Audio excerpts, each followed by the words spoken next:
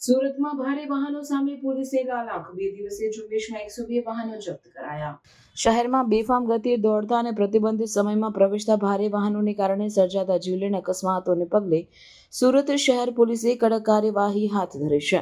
છેલ્લા 2 દિવસમાં ચલાવવામાં આવેલી વિશેષ ઝુંબેશ અંતર્ગત પોલીસ દ્વારા નિયમ ભંગ કરનારા 102 જેટલા ભારે વાહનોને જપ્ત કરી કાયદેસરની કાર્યવાહી શરૂ કરવામાં આવી છે। આ કાર્યવાહી મંગળવારે સવારે રાહુલ રાજ મોલ પાસે કોન્ક્રીટ મિક્સર ટ્રકની અડફેટે એક સુરક્ષા સુપરવાઇઝરના મૃત્યુ બાદ વધુ સઘન બનાવવામાં આવી હતી। પોલીસ કમિશનર અનુપમસિંહ ગેહલોતના સીધા માર્ગદર્શન હેઠળ શહેરના વિવિધ વિસ્તારોમાં ઝુંબેશ ચલાવવામાં આવી હતી।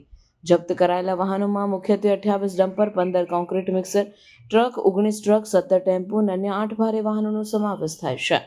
આ તમામ વાહનો પોલીસ કમિશનરના જાહેરનામાનો ભંગ કરી સવારે 8 થી બપોરે 1 અને સાંજે 5 થી રાત્રે 10 વાગ્યા સુધીના પ્રવેશ કરતા પ્રતિબંધિત સમયગાળા દરમિયાન શહેરી વિસ્તારમાં પ્રવેશ કરતા મળી આવ્યા। પોલીસે વાહન માલિકો અને ચાલકો બંને વિરુદ્ધ મોટર વાહન અધિનિયમ હેઠળ ગુનો નોંધી કાર્યવાહી કરી છે।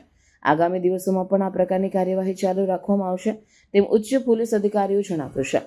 ટ્રાફિક નિયમન માટે હવે ડ્રોન કેમેરા અને શહેરના સીસીટીવી નેટવર્કનો પણ ઉપયોગ કરવામાં આવશે, જેથી બેફામ વાહન ચાલકો પર નજર રાખી શકાય। આ ઉપરાંત બીઆરટીએસ અને સિટી બસ ચાલકો દ્વારા થતા ગતિના નિયમ ભંગની વધતી ફરિયાદોને ધ્યાનમાં રાખીને પોલીસ વિભાગ મહાનગરપાલિકાના અધિકારીઓ સાથે બેઠક યોજી ગતિ નિયંત્રણ અને ચાલકોમાં શિસ્ત લાવવા માટેની યોજના પણ ઘડશે।